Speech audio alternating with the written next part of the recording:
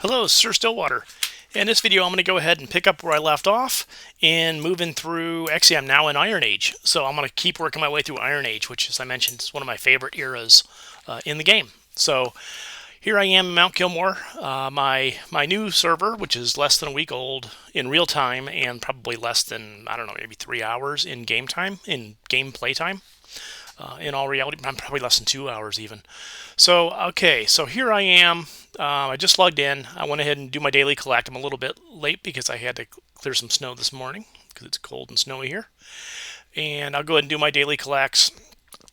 Just to kind of recap what I've got going on production-wise, a couple things I did change that I know I remember changing since the last video.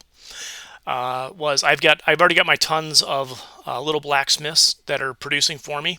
I have upgraded a bunch of my coin buildings, my little residences, and the reason for that is I needed more population so that I could build more stuff.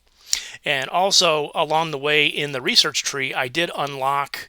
I did make a push through, and I unlocked. Where is it? Archery, which is, I haven't mentioned this yet, I don't think, in this series. I may have mentioned it in one of my older videos, like a long time ago. Archers are one of my favorite troops in this era range as well. And actually, I'll keep archers around for a long time moving forward. They're small, they're pretty powerful, and cheap and pretty fast to train. So let's take a look at those as an example here. They take, with the boost from my guild, mind you, they take an hour 12 to train, and which is not too bad. You get some of these later ones, it's like 4 hours, and it's like, okay, you battle with what you have, and then you're done, you're waiting.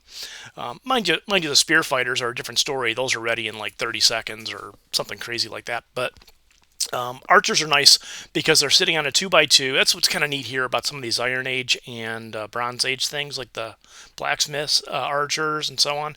A 2x2 goes a long way. When you've got a road near them, you can pack in four in a 4x4 square. So that's pretty efficient space-wise.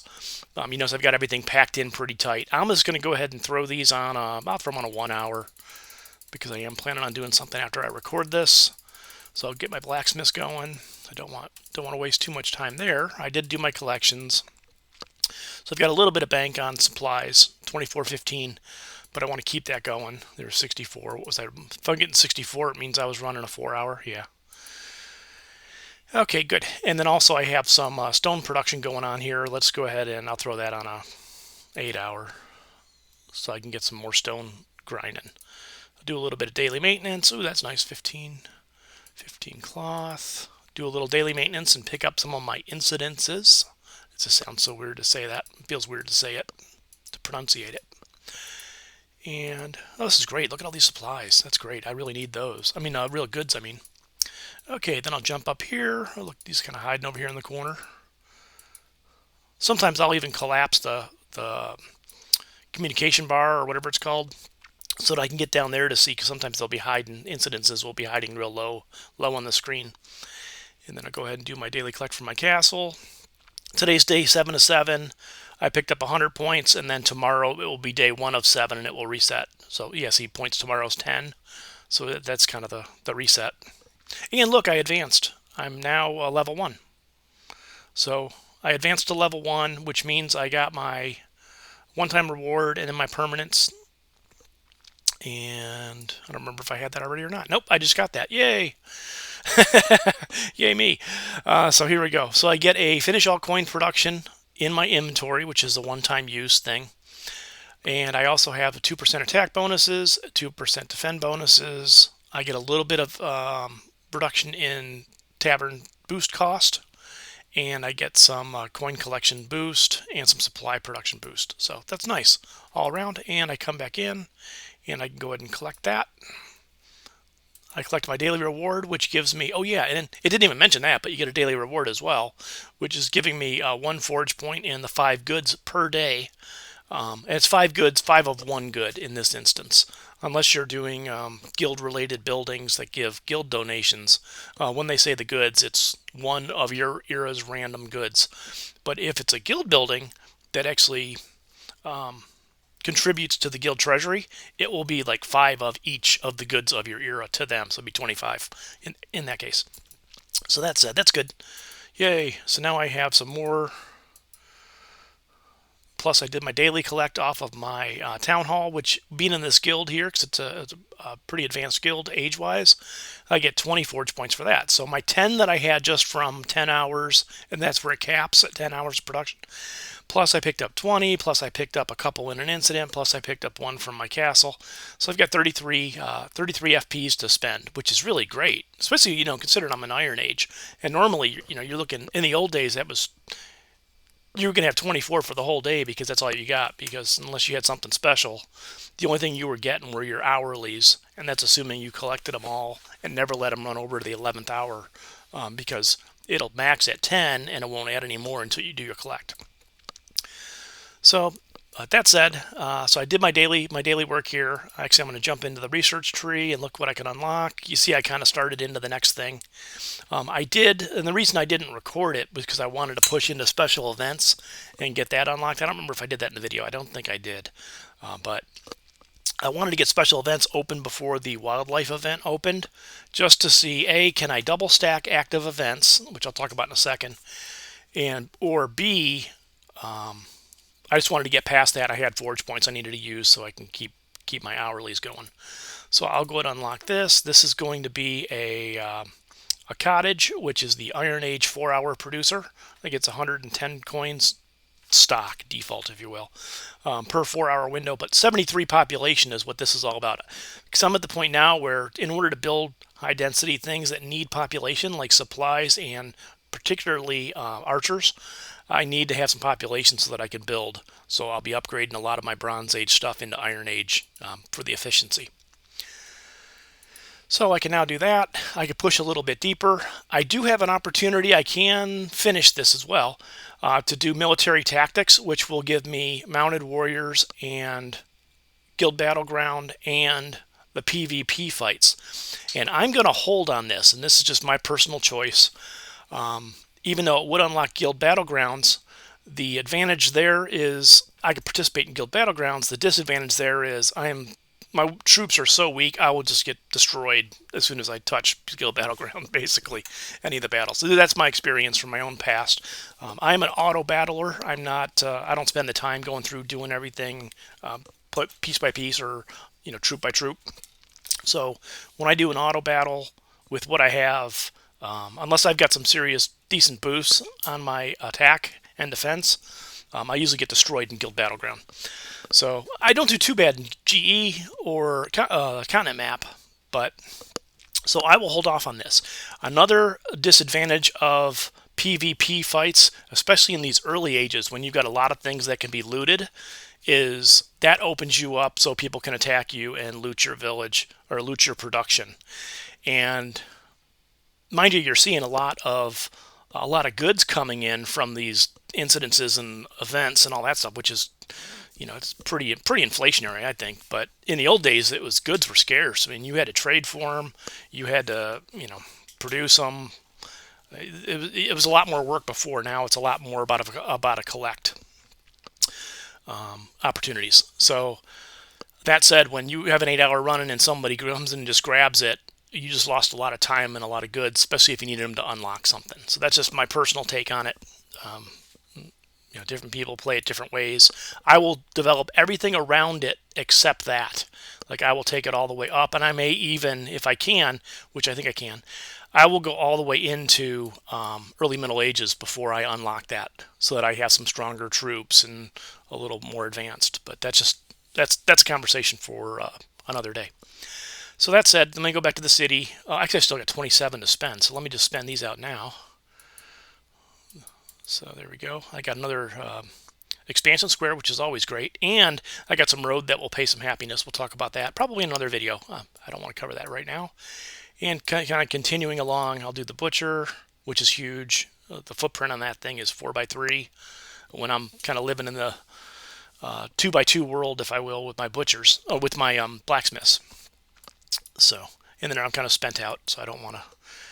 Okay, go to the story, do my daily collect. This is where you can collect something for doing basically anything minor, like gather 1 coin, gather 1 supply, spend 1 FP, whatever it happens to be. And then I'll do these later. But there's a daily collect here. There's daily collects all over in the game now. In the old days, they didn't have those, but I can't just be living in the past. But it's nice because there's always something going on in a different way, so it's not all the same. Like that's a little collect. You could do a Palvate and pick up some FPs, or visit friend taverns and pick up an FP randomly. Some things, a lot of randomness in the game now too. So, okay, that said, let's look at the event. This is really kind of one of the things I'm watching closely. And I mentioned this, and actually I want to thank everybody that's been commenting and connecting with me in the game. I really appreciate that. It really, it's great to have these conversations. I appreciate that. And then also to be able to share anything that I can. And then also not to feel like I'm sitting in a vacuum, just kind of talking to myself. Because I kind of record these a lot for myself because I enjoy it and just want to share it. My wife doesn't want to hear about it. but but it gives an opportunity, and hopefully it'll help somebody else learn something or be encouraged to try things a little bit different way in the game if they've been playing the game for a long time. Because it's different in these early eras where there's just a lot going on. There's a lot of kind of hustle bustle growth. Effort reward. It's a cool. That's what's really cool about the game. That's what I've liked about it. And I imagine that's what a lot of people like about it and why they keep coming back to it, because it's got a really cool, style, if you will. And it's so complex. There are so many dimensions in this game. It's phenomenal. And it's really well done, and it ties together pretty well. And they've had a few things they've retooled over the years, like guild versus guild and things like that, because it grew and ran its course, and they weren't afraid to take it away or change it, which I thought was kind of interesting. There's been a number of things like that, but that'll be a random rambling topic there to kind of talk about that side of things from the development side, especially coming from an IT background of seeing that continuous improvement. So that said, let's get back to the real business at hand. I want to talk about the event building, this welcome event, because some people have mentioned that they weren't aware of the welcome event. I know that happened to me with the Galata Tower, or however you pronounce that. I remember seeing the blueprint showing up, and I was like, where does this building come from? I can't find it anywhere. It doesn't have an era or any of that. And what it was it showed up in the quest line after I had long since been past when those would have come up, the story quest. I think it was that. Maybe it was the Oracle. Maybe I'm going back to the Oracle because that's the one that comes in the quest line. But either way, whatever. But the welcome event, the point I'm trying to make here in the welcome event, sorry, I went off the path here. This is a 14-step event, and it is time-based. And the other events are going to be like this too, where they're going to have, you can do so many of these little steps up to a point, and then you've got that whole wait a day, wait till the next day to do the next one, and wait till the next day to do the next one. So I'm kind of racing the clock here. I've got 2 hours and 35 minutes until I can participate on number 11, but I've got 2 days and 2 hours to complete the whole thing before the whole event goes away. So I've got to do something in the next couple days. Fortunately, I'm sitting here on, what am I at? I'm at number 11, going to number 12. So I've got 3. It's going to be close because that's basically 3 days. So I'm going to, as soon as this opens, I'm going to hit it. It's going to be really close, actually. So, but something to be aware of. My suggestion for myself, at least, is plow through as many of the quick ones as you can and get that clock running when you get to the point when you're on the 1 day clock. So, the other note I wanted to make here that I actually jotted myself a note on was in this welcome event. Some people weren't aware of it and wondered if I was going to do a deep dive on it. And I really should. I should really create another world and just do a whole video dedicated to the welcome event. I think that would be really cool. And it'd be kind of a time capsule, because if the event changes in the future, it's kind of encapsulated of what it is, or you can see it and know, say, hey, here's a short video. I know what the welcome event's about, and I know how to plan my course for it. But there's a lot of advanced training stuff out there, but mine's more kind of freewheel and chit-chatting with a buddy type video content I like. Okay, so welcome event. What I'm getting at here, you can tell I'm on my second thing of coffee. So here it says progressive era. So it starts off at Bronze Age, I'm assuming, and then it works its way up through the ages as you make loops around the board, kind of like a Monopoly board. And it advances the era, and it's kind of deceiving because it says you're in this age, complete the loop, to start the next age and continue on through 20 ages. Certain rewards in the board will be better and higher in the ages.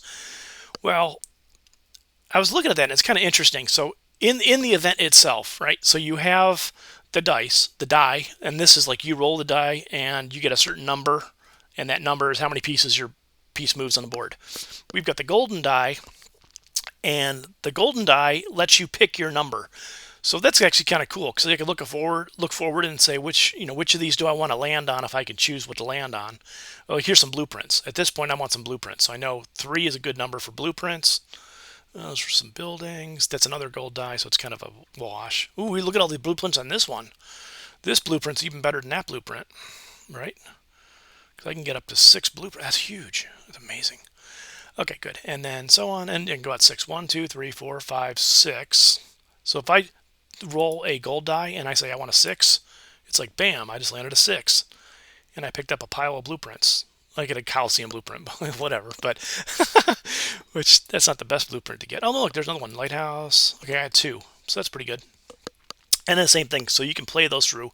You collect these randomly either through the event, or I think you can roll and land on them if you roll on the corners, and so on. And then you get the grand prize. This is the same mechanics they use for the rest of the events, which I think is really neat because it's kind of pre-training event behavior of the mechanics, even though each event is different. So we look at the grand prize here. You know,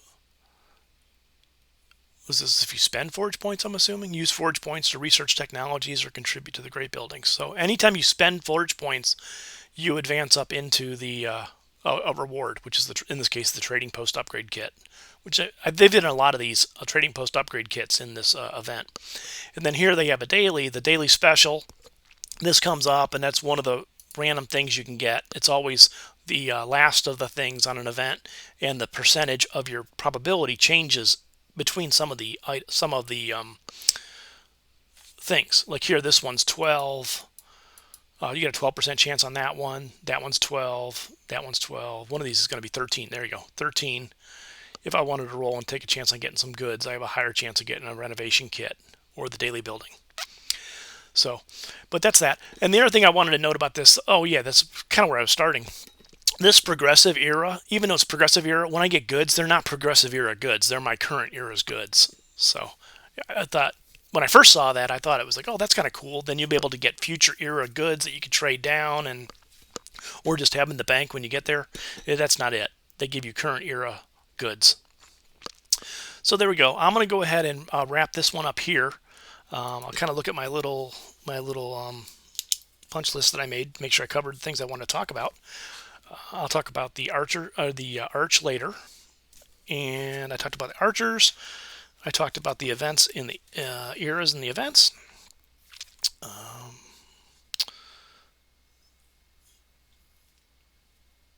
And I think those are kind of the biggie things that I wanted to talk about today. And actually, the most important piece of that was to say thank you to everybody that's been watching my videos and commenting and connecting and stuff like that. So it means a lot. It really, really does. But that said, have a good one. This video is going to go up on, I think, Friday. And then maybe Saturday I'll do a premiere and random rambling video with the premiere. I think that'd be kind of cool. Maybe I'll do that. What do you think? Should I do random ramblings on some type of schedule where I just kind of freewheel and actually let it be just random gameness? Let me know what you think. But thanks for watching. I appreciate it. And have a great day. See you next time.